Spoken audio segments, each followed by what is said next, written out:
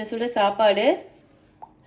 இன்றைக்கி நான் வந்து மோர் குழம்பு செஞ்சுருக்கேன். வெள்ளை பூசணிக்காய் போட்டு மோர் குழம்பு செஞ்சுருக்கேன்.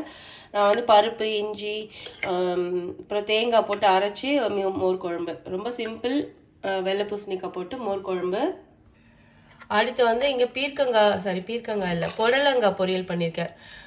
ஸ்னேக் கார்ட் போட்டு பொரியல் பண்ணியிருக்கேன். இது வந்து சும்மா தாளிச்சிட்டு இதில் தேங்காய், பூண்டு, மிளகா போட்டு அரைச்சி இதில் சேர்க்கணும். அவ்வளோதான். சாதத்துக்குள்ளே பிசைஞ்சு சாப்பிட்டு பாருங்கள், அமிர்த மாதிரி இருக்கும். அப்புறம் வந்து தயிர் சாதத்துக்கு இது காம்பினேஷன் அடிச்சிக்கவே முடியாது, அவ்வளோ டேஸ்ட்டாக இருக்கும்.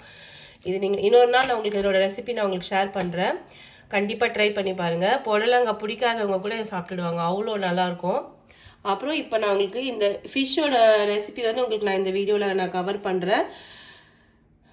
ஃபிஷ் ரெசிபி நீங்கள் ட்ரை பண்ணி பார்த்துட்டு எப்படி இருந்துச்சுன்னு சொல்லுங்கள். சால்மன் ஃபிஷ் ஃப்ரை சூப்பராக இருக்கும். அப்புறம் கொஞ்சமாக சாலட். சர்வ் பண்ணிடலாமா?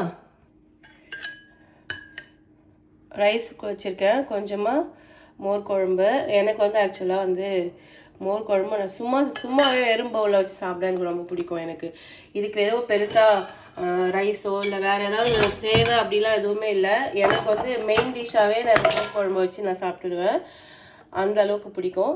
ஸோ இன்றைக்கி வந்து புடலங்காய் நான் கொஞ்சம் ரைஸ்லேயும் மிக்ஸ் பண்ணி சாப்பிடுவேன். இதே ரைஸ் தான், எக்ஸ்ட்ரா போட்டுக்க மாட்டேன். இந்த ரைஸ் கூடவே கொஞ்சம் புடலங்காய் வச்சு சாப்பிட போகிறேன். அப்புறம் ஃபிஷ் ஃப்ரை. ஃபிஷ்ஷு வந்து இந்த சாம்பார் சாதத்துக்கு இல்லை வேறும்னே சாலடு கூட அதெல்லாம் ரொம்ப ரொம்ப நல்லாயிருக்கும். நீங்கள் சாப்பிட்டு பார்த்துட்டு உங்களுக்கு எப்படி பிடிச்சிருந்துச்சுன்னு மட்டும் மறக்காமல் கமெண்ட் செக்ஷனில் சொல்ல மறக்காதீங்க. சால்மன் ஃபிஷ்ஷை சாப்பிடாத குழந்தைங்க கூட எனக்கு வேணும்னு கேட்டு சாப்பிடுவாங்க, அந்த அளவுக்கு டேஸ்ட்டாக இருக்கும். நம்ம ஃபிஷ்ஷு இருந்தாலே வந்து கொஞ்சம் ஆனியன் இல்லை ஏதாவது ஒரு வெஜிடபிள் கூட இருந்தால் இன்னும் நல்லாயிருக்கும். அதனால் நான் வந்து கியூக்கம்பர் கொஞ்சம் சேர்த்துக்கிறேன். ஸோ இதுதான் இன்றைக்கி என்னோடய லன்ச் பிளேட்டு. எப்படி இருக்குன்னு சொல்லுங்கள். ஸோ இதில் ஃபிஷ்ஷோட ரெசிபி சேர்த்துருக்கேன். ஸோ இனிமேல் வந்து நான் என்ன குக் பண்ணுறேன் அப்படின்றது கூடவே வந்து ஏதாவது ஒரு டிஷ்ஷோட ரெசிபி நான் உங்களுக்கு ஷேர் பண்ண ட்ரை பண்ணுறேன். ஏன்னா வீடியோ நானே தான் எடுக்கணும், நானே தான் எடிட் பண்ணணும். ஸோ அதனால எனக்கு கொஞ்சம் ஒரு டிஷ் மேபி நான் உங்களுக்கு நான் ட்ரை பண்ணுறேன். ப்ளீஸ் லைக் பண்ணுங்கள், கொஞ்சம் கமெண்ட் பண்ணுங்கள், உங்கள் ஃப்ரெண்ட்ஸ் கூட ஷேர் பண்ணுங்கள், சரிங்களா? ஓகே, தேங்க்யூ ஃபார் வாட்சிங். நான் இன்றைக்கி வந்து சால்மன் ஃபிஷ்ஷு ஃப்ரை நான் எப்படி பண்ணுறேன்னு உங்களுக்கு நான் காட்டுறேன். சால்மன் ஃபிஷ்ஷு ஃப்ரை சூப்பராக இருக்கும். நிறைய பேர் வந்து எங்கே சால்மன் ஃபிஷ்ஷை சப்புன்னு இருக்கும், இல்லை ஒரு மாதிரி வாகனம் வரும், அதனால் வந்து அவ்வளோ விரும்பி சாப்பிட மாட்டாங்க. ஆனால் நம்ம இந்தியன் ஸ்டைலில் சால்மன் ஃபிஷ்ஷு ஃப்ரை பண்ணி சாப்பிட்டு பாருங்கள், குழம்புமே அவ்வளோ டேஸ்ட்டாக இருக்கும்.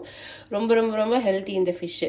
ஸோ சால்மன் ஃபிஷ்ஷு இந்த மாதிரி நான் க்யூபாக கட் பண்ணி வச்சுருக்கேன். உங்களுக்கு எவ்வளோ பெரிய சைஸ் வேணுமோ அந்த மாதிரி நீங்கள் கட் பண்ணிக்கோங்க. ஸோ இந்த அளவுக்கு ஒரு விரல் அளவுக்கு வந்து நான் க்யூபாக கட் பண்ணி வச்சுருக்கேன். இதில் நம்ம என்னென்ன மேரினேஷன் நான் பண்ணுறேன் அப்படின்னு சொல்லி காட்டுறேன். இதில் ஒரு 1/2 டீஸ்பூன் வந்து மஞ்சள் பொடி. ஆல்ரெடி நான் வந்து உப்பு மஞ்சள் போட்டு ஃபிஷ்ஷை கழுவியிருக்கேன். ஸோ இப்போ ஒரு 1/2 ஸ்பூன் மஞ்சள் பொடி போட்டிருக்கேன். இதில் உப்பு தேவையான அளவு நான் வந்து ஒரு 2 ஸ்பூன் கிட்ட சேர்த்துக்கிறேன். ஏன்னா இது வந்து கிட்டத்தட்ட 1 கிலோ 1 kg ஃபிஷ் இருக்குது இதில், போன்லெஸ் ஃபிஷ்ஷு. இதில் சோம்புத்தூள் 1 ஸ்பூன் சேர்த்துக்கிறேன். ரொம்ப ரொம்ப கம்மியான இன்க்ரீடியன்ட் தான், ஆனால் டேஸ்ட் அட்டகாசமாக இருக்கும்.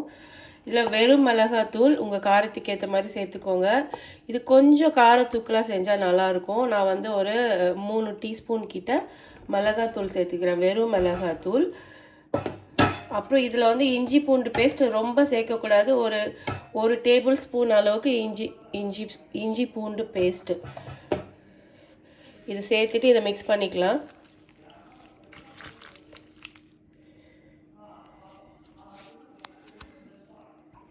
மசாலா நல்லா கோட் பண்ணிட்டேன். இங்கே பாருங்கள், இந்த மாதிரி இருக்கணும். ரொம்ப அப்படியே பஜ்ஜி மாவு மாதிரிலாம் மசாலா தடவக்கூடாது.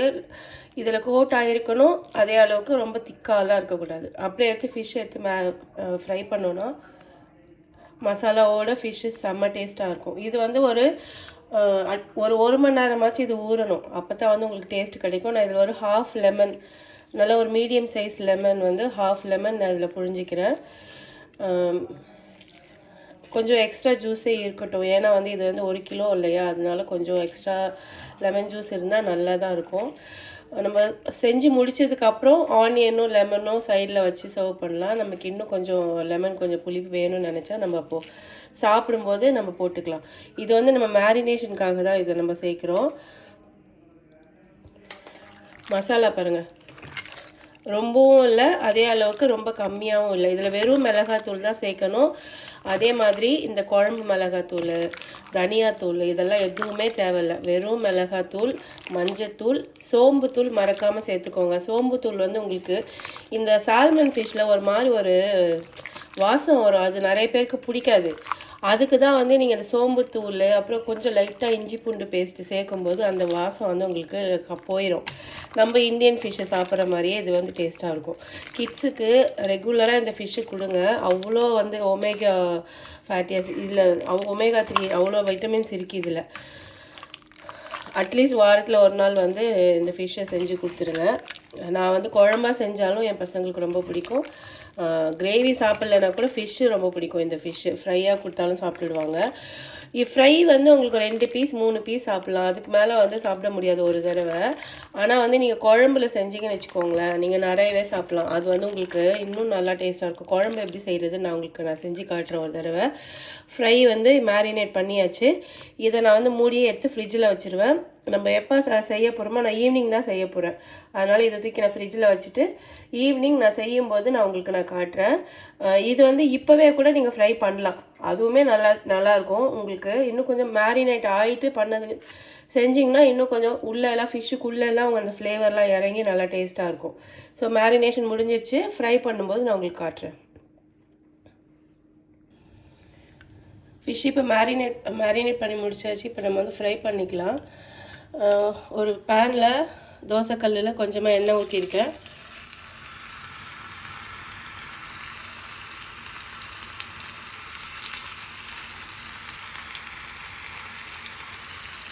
இந்த ஃபிஷ்ஷில் நிறைய எண்ணெய் வந்து உங்களுக்கு லூஸ் அவுட் ஆகும். அதனால் வந்து நீங்கள் ஒரு தடவை எண்ணெய் ஊற்றினாலே போதும். நீங்கள் திரும்ப ஊற்ற தேவையில்லை.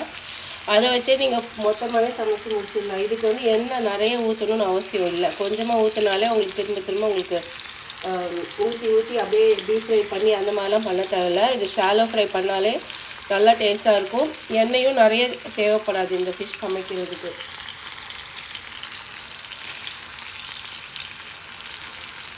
உங்களுக்கு எவ்வளோ வேணுமோ அவ்வளோ வரைக்கும் பொரிச்சிட்டு மீதி எடுத்து ஃப்ரிட்ஜில் வச்சுக்கோங்க. ஒரு 2 days வரைக்கும் அதை வச்சு நீங்கள் ஃப்ரை பண்ணி சாப்பிட்டுக்கலாம் எப்போ வேணுமோ அப்போ.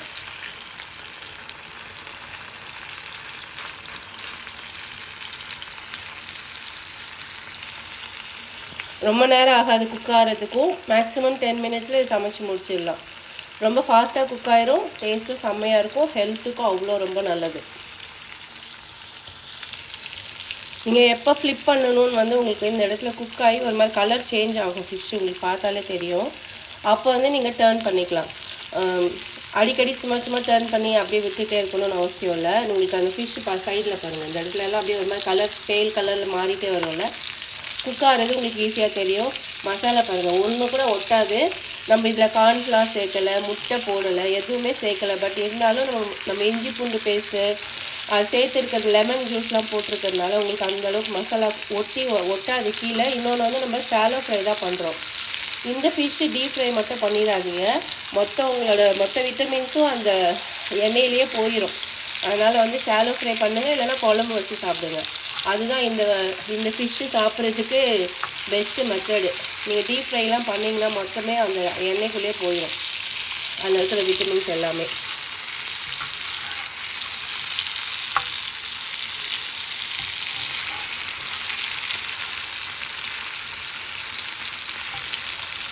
நீங்கள் இதே மாதிரி சமைச்சு பார்த்துட்டு எப்படி இருந்துச்சுன்னு மறக்காமல் கமெண்ட் செக்ஷனில் சொல்லுங்கள். கமெண்ட் பண்ணுங்கள், லைக் பண்ணுங்கள்.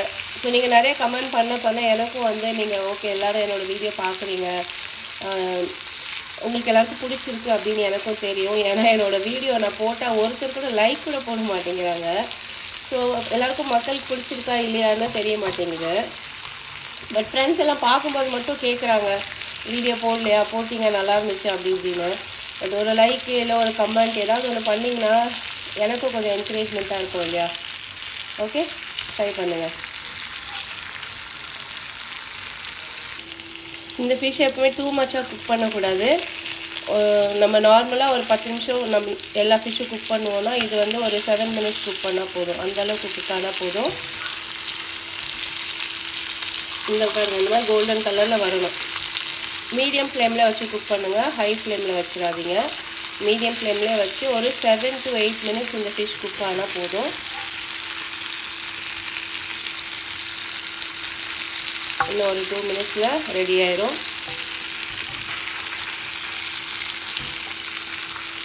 பார்க்கவே செம்மையாக இருக்குல்ல. இந்த மாதிரி அந்த க்யூபாக தானே இருக்குது நம்ம ஃபிஷ்ஷு. ஸோ அதனால் வந்து எல்லா சைடும் நான் வந்து இப்படி திருப்பி விட்டுப்பேன். அப்போ வந்து உங்களுக்கு எல்லா சைடுமே ஒரு மாதிரி அந்த கிறிஸ்பி டெக்ஸ்சர் கிடைக்கும், அந்த ரோஸ்டட் டெக்ஸ்சர் கிடைக்கும். ஸோ சாப்பிடும்போது இன்னும் நல்லா டேஸ்ட்டாக இருக்கும். நான் வந்து எப்போவுமே இந்த மாதிரி க்யூபாக கட் பண்ணேன்னா எல்லா பக்கமும் முடிஞ்ச அளவுக்கு வந்து அதை அட்லீஸ்ட் ஒரு 30 செகண்ட் 1 மினிட் அந்த மாதிரி திருப்பி விட்டுட்டு குக் பண்ணுவேன். ஸோ அப்போ உங்களுக்கு எல்லா பக்கமும் குக் ஆகி இந்த இடத்துல மசாலாலாம் பச்சையெல்லாம் இல்லாமல் அந்த மாதிரி இருக்கும். பசங்களுக்கும் வந்து ஒரு நக்கட்ஸ்லாம் சாப்பிட்டா எந்த மாதிரி ஒரு ஃபீல் கிடைக்குமோ அதே மாதிரி ஃபிஷ் ஃபிங்கர்ஸ் சாப்பிட்ட மாதிரி தான் இருக்கும் இது கூட அவங்க சாப்பிடும்போது. இது நீங்கள் வெரைட்டி ரைஸு, வெறும் சாம்பார் சாதம், ரசம் சாதத்துக்குமே ரொம்ப நல்லாயிருக்கும். இல்லை நீங்கள் டயட்டில் இருக்கீங்கன்னா வெறும் ஃபிஷ்ஷு மட்டும் இந்த மாதிரி செஞ்சுட்டு கொஞ்சம் சாலட் சைடில் வச்சு சாப்பிட்டிங்கனாலே செம்ம ஃபில்லிங்காக இருக்கும். இந்த ஃபிஷ்ஷை வச்செல்லாம் வந்து கொஞ்சமாக சாப்பிட்டாலே நல்லா ஃபில்லிங்காக இருக்கும். அவ்வளோதான், நம்ம ஃபிஷ்ஷு ரெடி ஆகிடுச்சு. இப்போ நம்ம சர்வ் பண்ணிடலாம். அப்புறம் ஃபிஷ் வந்து ஆஃப் பண்ணிட்டேன். எண்ணெய் பார்த்தீங்களா, நம்ம ஊற்றின எண்ணெய் அப்படியே இருக்கும். எவ்வளோ எண்ணெய் இருக்குது பாருங்கள். ஸோ அதனால் இந்த ஃபிஷ்ஷுக்கு மட்டும் நீங்கள் நிறைய எண்ணெய் போடணும்னு அவசியமே இல்லை. இதில் அந்த ஃபிஷ்ஷை வந்து எடுத்துகிட்டு காட்டுறேன் பாருங்கள். ஒரு பிளேட்டுக்கு மாற்றிக்கலாம்.